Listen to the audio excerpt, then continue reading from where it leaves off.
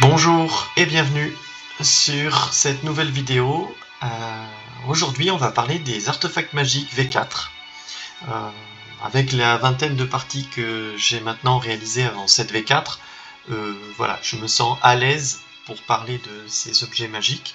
Alors je ne détiens pas la vérité bien évidemment, et loin de là, mais je vais au moins vous donner mon top. Mon top 10 en fait des objets que j'utilise le plus ou que je trouve les plus optimisés parmi cette liste d'objets magiques.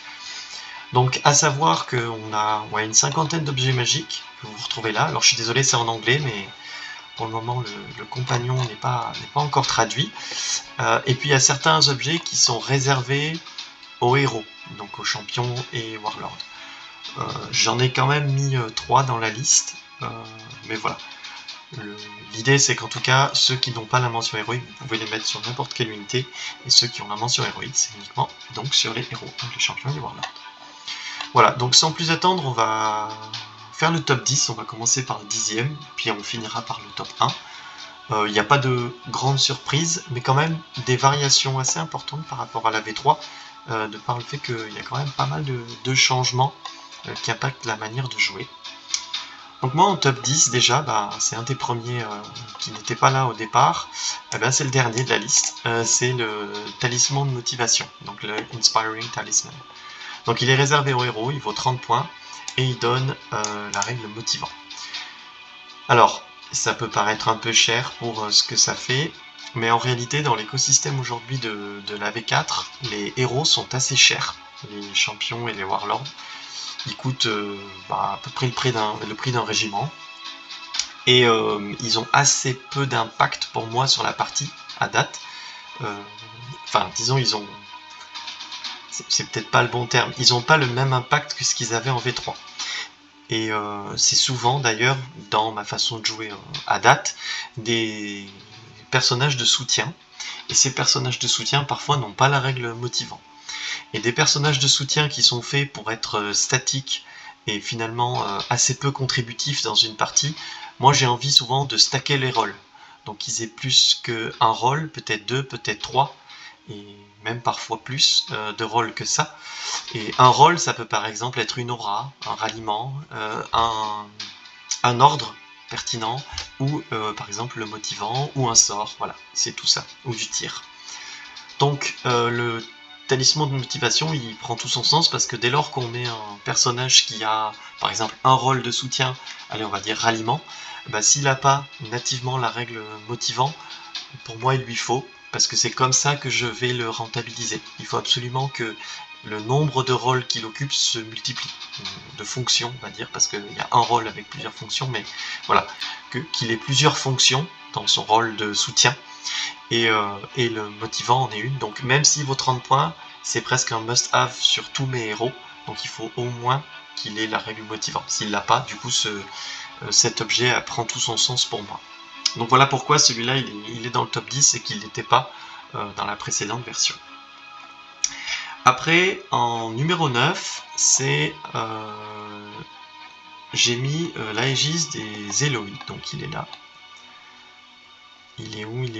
Il est là. Donc ça donne Iron Resolve plus 1.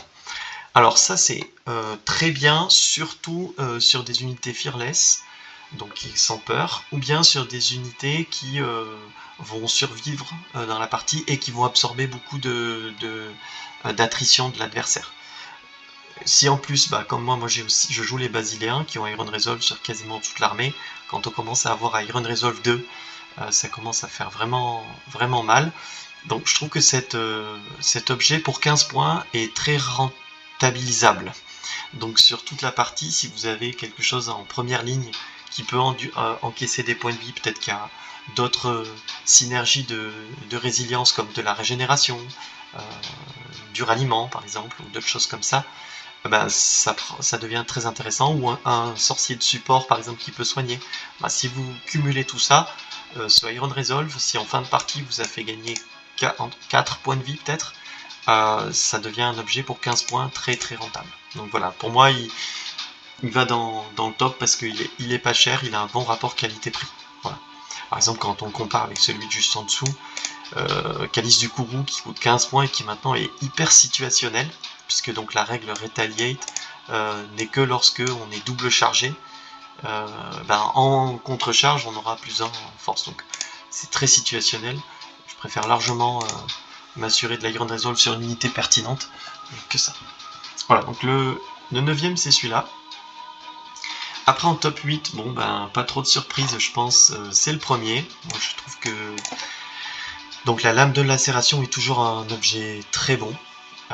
Ça coûte que 5 points, donc déjà quand on est à 2295 points ou 995 points qui reste 5 points, pour moi c'est toujours celui-là qui rentre.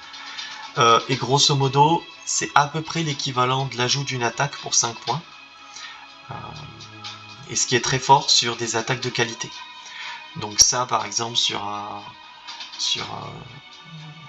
seigneur un seigneur volant, par exemple, sur Dragon, qui va avoir 10 attaques, une 11e attaque avec certainement de la force 3 de l'élite ou quoi, c'est très très pertinent.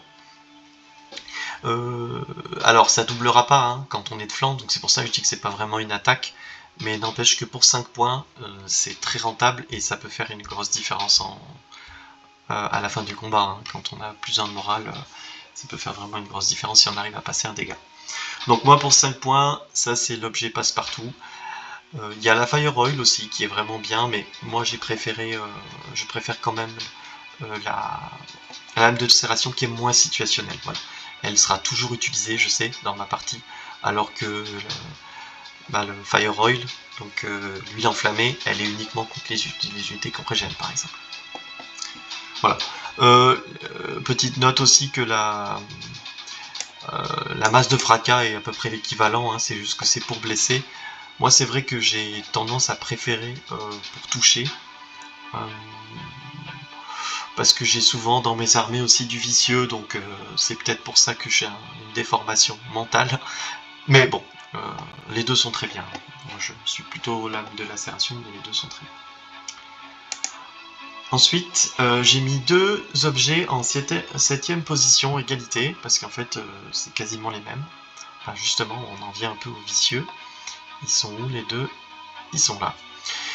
Blessing of the Gods et Chant of Hate. Donc les deux c'est élite et vicieux, sec. Donc sec c'est très important. C'est pour ça que je les aime beaucoup en fait pour 25 points. Parce que ceux-là, si vous avez des unités qui à la fois tapent et tirent, là ça prend tout son sens parce que vous allez pouvoir bénéficier de votre règle spéciale sur les deux. Donc à la fois sur le tir et à la fois sur le combat. Donc par exemple les unités, je pense notamment aux élémentaires de glace, qui vont pouvoir potentiellement tirer et charger dans le même tour grâce au Surge, là vous pourrez bénéficier de l'élite sur un très grand nombre de dés, parce qu'ils vont en bénéficier à la fois sur leur tir et à la fois sur le combat qu'il y a derrière. Ça peut être très très bien aussi sur des sorciers qui font à la fois du corps à corps et du tir, parce que du coup ça marchera aussi sur les sorts. Donc voilà, ça ces deux objets là, 25 points, c'est un peu les versions cheap d'autres objets qu'on verra tout à l'heure, qui permettent de toucher ou de blesser mieux, mais bon, c'est des très très bons objets pour moi, et ils sont fréquemment dans mes listes, si jamais j'ai effectivement la possibilité d'en tirer le meilleur parti, c'est-à-dire de les mettre sur des unités qui ont à la fois du tir et du corps à corps, sinon on les voit rarement quand même, voilà. Ensuite en 6ème position, moi j'ai mis le Tome of Darkness. Donc bon, évidemment il faut jouer des unités qui sont shambling, qui sont lentes, parce que ça donne Surge 5, mais je trouve ça très bien, parce que encore une fois, comme je disais tout à l'heure, quand on a une unité de soutien qui se doit de faire plusieurs fonctions, et bien là j'ai une fonction tout indiquée si j'ai du lent dans mon armée. Parce que pour assez peu de points, pour 20 points, je dis juste à l'adversaire, grosso modo, tu vois sur ma liste, j'ai la possibilité de faire le petit pouce de Surge sur cette unité parce que ça fait partie de la liste. Donc voilà, c'est toujours bien de l'avoir. C'est pas un must-have, mais moi je trouve ça bien. Par contre, je l'utilise pas pour sa deuxième partie, c'est-à-dire que d'augmenter de 3, ça m'intéresse pas trop, à vrai dire. je trouve que c'est moins rentable que d'augmenter, d'avoir tout de suite un déferlement 5. Ensuite, en 5e position, on va retrouver la potion de force. Donc la potion de force, donc elle est là, donc qui donne simplement force plus 1. Donc ça, pour moi, c'est donc plus loin, vous allez voir, il y aura la potion d'adresse évidemment, mais celle-ci, c'est parfois un must-have sur certaines unités et notamment des marteaux, qui en fait sont un peu mous. Si on prend leur profil brut, ils sont un peu mous. Mais si vous leur mettez pas ça, en fait, ben, votre marteau, c'est même plus un marteau, quoi. Donc je l'ai mis là parce que j'utilise souvent si jamais j'ai une unité qui en a nécessairement besoin. Par exemple, moi je joue des Eloi en basiléen, ils ont que force 1. Ben là c'est juste indispensable. Oui, ça les fait passer à plus de 300 points, je crois, l'unité, mais peu importe. Il leur faut force 2, parce que c'est ça leur rôle dans l'armée. C'est d'être une menace qui vole à 10, qui est capable de se projeter et de faire très mal quand elle tape.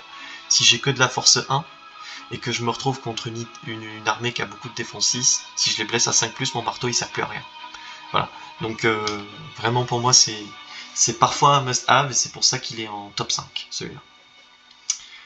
Ensuite, un peu à l'image du Tome of Darkness, j'ai mis le Shroud of the Saint, donc qui donne soin 3. Donc encore une fois, j'utilise pour soin 3 et pas plus 2. Alors, je l'aime bien, à savoir que maintenant, dans les sorts, pour les sorciers, il y a quand même la prière du martyr pour 25 points qui donne soin 5 grosso modo, mais en échange on se prend des dégâts. Mais celui-ci, on peut le mettre sur des non-sorciers. Et ça, c'est une grosse différence. Donc, typiquement, celui-là, il vient dans mes listes où j'ai beaucoup de résilience, donc par exemple souvent de la défense 6, et que j'ai besoin j'ai un très motivant, donc comme par exemple le porte-bannière, et qui lui n'a que 2 fonctions à la base, c'est-à-dire d'être très motivant et de faire des ordres. Bah là, je lui offre une 3e fonction qui est en plus que quand il va suivre les lignes, bah, il peut les soigner. Voilà. Et ça, je trouve ça vraiment très très fort, et surtout sur de la Dev 6, parce que si on imagine qu'on n'a pas le premier tour et qu'on a pris des points de vie toute la game, bah, potentiellement à 1,5 en moyenne par tour, on est en train de dire que sur de la Dev 6, on peut faire 9 points de vie gagnés à la fin de la partie. Donc c'est juste phénoménal. Quand on cumule ça en plus à des armées qui ont du soin dans leurs ordres, ça devient dégueulasse. Donc ouais, moi je trouve que il est très très bien cet objet là, et il est très souvent dans mes listes. Voilà, encore une fois, c'est un peu le même concept que l'Inspiring Talisman et le Tome of Darkness. C'est vraiment que voilà, ça permet de donner une fonction supplémentaire à un héros de soutien. Ensuite, petit changement, là par rapport à la V3, puisque c'est la Staying Stone, qui était déjà très utilisée, qui coûtait 5 points et qui donnait plus 1 à la valeur de déroute. Et maintenant, ça donne plus 1 au nerf classique, quoi. Ce qui est un peu mieux, puisque ça va compter aussi du coup pour le tir, le wavering au tir. Donc moi je trouve ça super fort, vraiment, pour 15 points, changer de 1 le moral d'une unité qui est déjà, par exemple, un petit peu plus résiliente que la moyenne. Bah, typiquement, moi sur des momies, par exemple, disons sur des momies, vous avez des momies qui sont à 18 de morale, défense 5, régène 5, vous leur mettez ça, vous passez à 19 de morale, vous mettez un bastion ou un ralliement derrière, vous passez à 20 de morale sur un régiment de momies, quoi. Et là, vraiment, 20 de morale, ça commence psychologiquement à être très très compliqué d'aller le bouger, et cela juste pour 15 points, et ça c'est acquis, quoi. Je veux dire, on pourra pas vous l'enlever, on pourra rien y faire, de toute façon c'est sec, plus 1 de morale. Donc ça, je trouve ça très fort. Donc moi je l'utilise, surtout évidemment sur des unités résilientes, mais ça pourrait être aussi sur des hordes, qui sont aussi des unités résilientes, hein. Mais des hordes qui ont déjà 24 voire 25 de morale, les passer à 25 voire 26 de morale grâce à des ralliements potentiels, c'est le cas dans mon Alliance du Nord par exemple, c'est vraiment vraiment vraiment très fort. Voilà. Donc j'aime beaucoup beaucoup cet objet, donc c'est pour ça qu'il est dans le podium, en top 3. Ensuite, le top 2, bah, du coup on en a parlé tout à l'heure, c'est la potion d'adresse. Voilà. Pour les mêmes raisons que la potion de force. Par contre, elle est encore plus souvent présente dans mes listes parce que c'est quand même très fréquent d'avoir des marteaux qui touchent à 4+ aujourd'hui. Enfin, en tout cas moi dans mes armées c'est très fréquent. Et donc j'ai vraiment besoin de lui pour les faire passer à 3+. Et je trouve même que c'est très puissant de les faire passer à 2+. Quand vous avez une unité qui a une vingtaine d'attaques et qui peut toucher à 2+, si en plus vous avez le Strider, alors là vous avez une unité oui qui coûte peut-être 50 points plus cher que ce qu'elle coûtait, mais elle a un impact psychologique largement supérieur aux 50 points supplémentaires que vous avez payés si vous ne les aviez pas payés. Voilà, je sais pas si j'ai été clair, mais dans l'idée c'est que vraiment ça met une pression psychologique à l'adversaire de se dire que ça, si ça touche quelque chose, ça va piquer vraiment très très fort. Et c'est pas forcément le cas si ça y est pas et que ça touche à 3+, on se dit bon d'accord, c'est un des marteaux comme un autre. Donc je trouve que l'impact psychologique et l'attention que doit nécessairement porter l'unité qui a ça vaut largement les 45 points que ça coûte. Voilà. Donc c'est pour ça que c'est dans mon top 2 et que c'est bon quand j'ai les points, hein, parce que j'ai de plus en plus tendance à mettre le moins d'objets magiques possible, mais quand j'ai les points vraiment c'est ou quand c'est absolument nécessaire, bah ça vient dans la liste tout de suite. Et enfin, donc le top 1, bah sans surprise, je crois que je sais même pas pourquoi je fais cette vidéo parce que je pense que tout le monde s'en doutait. Les bottes de marche, voilà, les bottes de marche qui sont toujours phénoménales pour le prix, quasiment indispensables dans toutes mes listes. Donc en fait ça fait partie du list building, c'est-à-dire que moi quand je gère ma liste, je dois nécessairement y inclure tout un tas de solutions pour gérer le terrain. Donc que ce soit des unités avec Strider, des unités avec Pathfinder, des unités Scout, je m'en fiche, mais en tout cas il faut que j'ai des unités qui vont encaisser par exemple et qui sont pas là pour se projeter sur l'adversaire. En tout cas il faut que j'ai une réponse à ok, je vais avoir deux terrains difficiles probablement dans ma zone. Qu'est-ce que je vais mettre à l'intérieur? Parce que je peux juste pas les ignorer, c'est pas possible. Et donc cet objet prend tout son sens dans ce cas-là, parce que si je le mets sur un de mes marteaux, ce qui est souvent le cas, et en plus qu'il y a de la charge fracassante, là vous pouvez mettre votre marteau dans la forêt, il est à couvert pour le tir et les sorts en plus, et puis quand il veut sortir et que vous voulez craquer les bottes, vous pouvez. Voilà, donc je trouve ça vraiment très très fort, sachant qu'en plus la gêne maintenant supprime en V4 toute la charge fracassante, alors qu'avant ça en supprimait qu'une. Donc je trouve que même cet objet qui coûtait déjà 15 points a pris de la valeur alors que ses points n'ont pas augmenté. De la même manière, je trouve aussi qu'il a pris de la valeur relativement à ces règles là, parce que quand maintenant le Pathfinder, donc le éclaireur, avant permettait de charger sans être gêné, c'est plus le cas. Donc même les unités qui sont à l'aise dans les bois, quand elles chargent, elles vont quand même être gênées si elles n'ont pas la règle Strider. Donc les bots sont encore plus fortes, je trouve, dans cet écosystème, et elles n'ont pas bougé en point. Donc pour moi, légitimement, je pense que c'était déjà probablement dans mon top 3 en V3, et ça passe dans mon top 1 en V4. Voilà. Donc en résumé, ça donne ça. Et j'ai quand même des petites mentions spéciales pour quelques objets que j'utilise de temps en temps. Je vais vous en citer quelques-uns juste pour le plaisir, pour pas les... Bon, pas qu'ils vont se vexer, mais notamment la potion de vitesse. Voilà. Je trouve que ça pareil, ça peut être un objet intéressant pour rendre une unité qui est molle, qui peut pas trop se projeter, assez facilement projetable, et pour seulement 20 points. Voilà. Je trouve que c'est un objet intéressant. Ensuite, il y a un objet que j'utilise beaucoup qui coûte 5 points, mais qui mérite pas selon moi d'être dans le top, mais parce qu'on peut s'en sortir sans. C'est un objet héroïque et c'est le périscope. Voilà. Pour moi, il est intéressant celui-là parce qu'on peut vraiment protéger plus facilement notre infanterie de soutien derrière les lignes si jamais elle a taille 3 pour lancer ses sorts et qu'elle peut rester derrière de la taille 2. Voilà. Donc ça, c'est quelque chose que j'aime bien. Et enfin, peut-être une dernière mention, ce serait le marteau de la force constante. Voilà. Il est là, il n'a pas bougé en point, Et je pense que dans le contexte des Sticky Combats, il peut prendre son sens contre de la Dev 6, encore une fois. Il y a moyen qu'on ait plus de hordes et de combats qui durent dans le temps. Donc voilà, je pense que ça peut être intéressant. J'ai pas encore trouvé son utilité, à part sur les naïades des glaces, mais que je ne joue plus en V4. Mais bon, peut-être il y a quelque chose à faire avec cet objet-là. Et potentiellement même sur d'autres types d'unités. Voilà. Mais bon, donc il y a une petite mention pour celui-là. Et voilà, et bien j'en ai terminé. Je voulais pas que ça dure trop longtemps. Je voulais simplement vous faire un petit overview de, pour moi, les meilleurs objets du moment. Et donc, je vous laisse là-dessus, et j'espère que ça vous aura plu. Et puis, si vous voulez débattre dans les commentaires, c'est avec un grand plaisir. Allez, à très vite.